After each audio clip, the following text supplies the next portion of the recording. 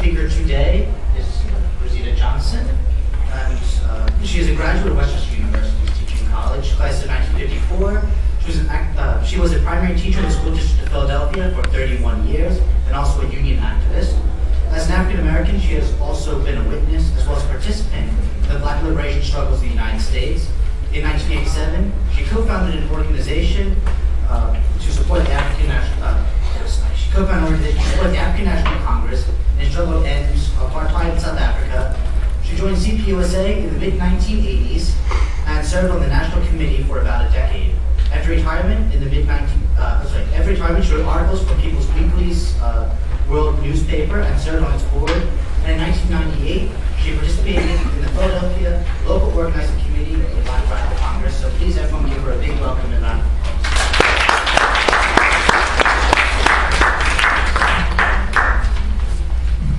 I am pleased and inspired to participate in this forum on radicalism today at Westchester University. And the basic needs of any society are clean air and water, nutritious safe food, proper clothing, shelter, and medical care. And the present capitalist system is not structured in any way to meet the basic needs of the people. I believe it's our duty and responsibility to implement radical change. Bill of Rights socialism will provide the structure and planning to meet these human needs. People and nature before profits is the guiding light of socialism as espoused by the Communist Party USA. I graduated from Westchester State Teachers College in 1954. At that time, I could not even imagine a forum on radicalism being allowed to take place on this campus. At that time, only a few black students were allowed to live in the dormitories. Most lived off campus in the homes of black families. As a day student, I rarely participated in campus activities. At dawn each morning, 6 days a week, I took a Philadelphia bus, then the elevated train to 69th Street Terminal, and took an hour trolley ride to Westchester, followed by a brisk walk to the campus for my first class. A small minority of students and teachers quietly supported inclusion of black students in all phases of student activities. I remember Dr. Sykes, for whom this building was named. He was the director of student teaching, but I remember him for accompanying a group of black students to a restaurant on High Street or Main Street or somewhere to do a sit-in many times because this particular restaurant would not serve black people.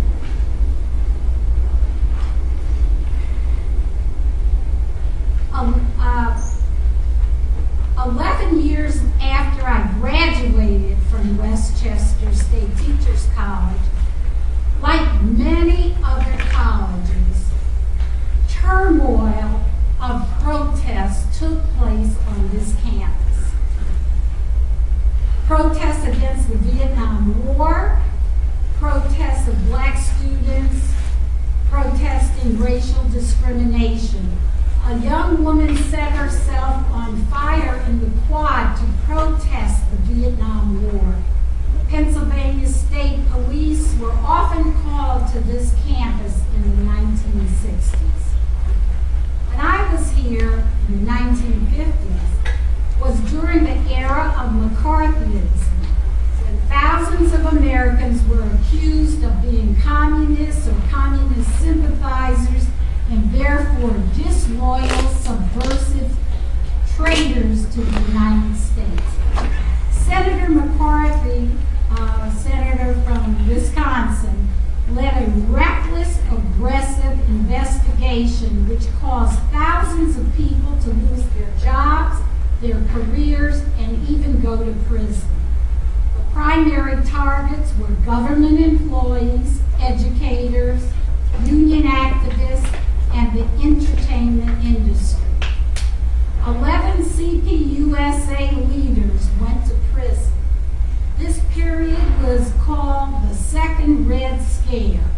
Americans were told that communists in the United States were infiltrating the government, acting as agents of the Soviet Union to take over the United States. Later, these accusations were proven false and the victims exonerated. The 1950 McCarran Internal Security Act was repealed, and those convicted under the Smith Act were freed from prison. In 1957, when I applied for a teaching position with the School District of Philadelphia, every applicant had to sign a loyalty oath. This requirement was later declared unconstitutional. The anti-communism Red Scare of the 1950s was frightening and has affected the mainstream thinking of mainstream America for decades. It's only recently, I believe in 2003, that the AFL-CIO removed the anti-communist clause from its constitution. Knowing this history, why would I join CPUSA in the 1980s as a mature woman? Well, it was my personal experience as a union activist and an education activist. I was inspired by the people in my union, the Philadelphia Federation of Teachers, who spoke out at union meetings on how to improve Philadelphia public schools. They emphasized building a partnership with parents, community, and students. I was told when I asked who these people were, oh, they're the communists. During the 1981 PFT strike, I, along with many teachers and school workers, were laid off. And I realized during that strike that lasted over a month, I guess it was 6-7 weeks, that the most dedicated union members were the communists. A few years later, I joined CPUSA. But I didn't have to join the Communist Party in order to learn that capitalism was an evil system. Capitalism in the United States was built on slavery. Being African American, it was part of my history. Slavery, followed by a brutal Jim Crow system, lasted well into the 1960s until the Civil Rights Revolution ended it. But racism in the U.S. has not been abolished, nor has equality been attained. Another reason I joined CPUSA was that ending racism and fighting for African American equality has been an integral and historical part of the struggle for socialism. We believe that only under socialism can racism be eliminated. A better world is possible only when racism is eliminated, because racism is the main obstacle to working class unity. Racism is the wedge that the capitalist system uses to divide and conquer, to separate those of us who make up that 99%.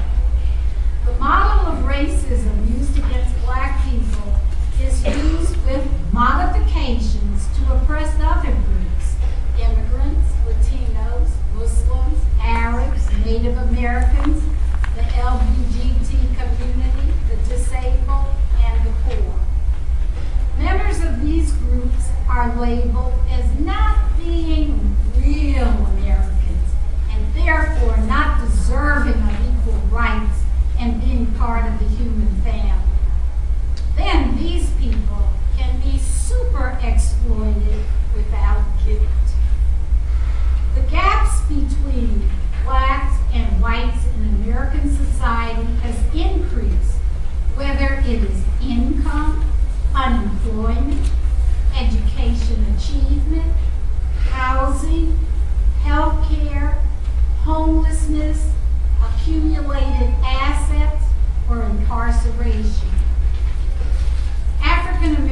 are experiencing an economic depression, not a recession.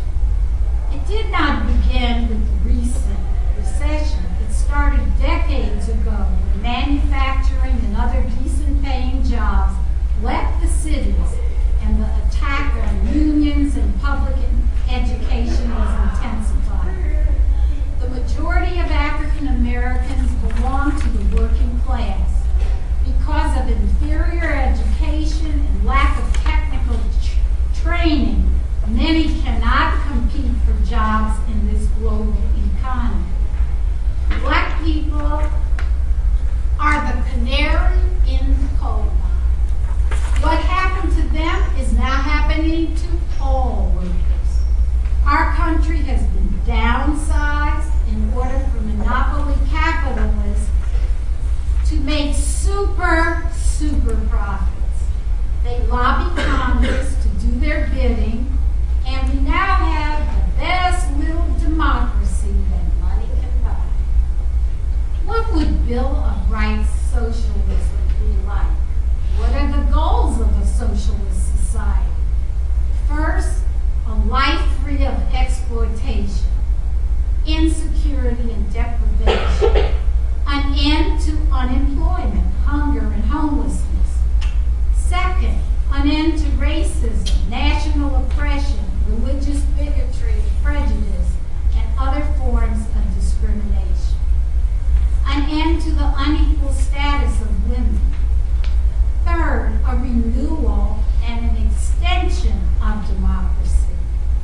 An end to the rule of corporate America and the private ownership of resources and wealth of this nation.